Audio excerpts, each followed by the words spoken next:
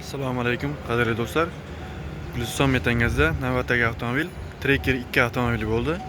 Bunga metan qo'yib berdik, eng original jihozlar bilan. Bunga ishlatilgan jihozlar Stack Conex Plus OBD funksiyali miya blok bo'ldi. Bunga qo'shimchasiga Panda zajigani qo'yib berdik. Buni vazifasi plastika qilgandek gap. Hop. Farsunkamiz 03 skоростной farsunka bo'ldi, originali. Buni padelkasi hali chiqmadi. Reduktorimiz Action original reduktor bo'ldi.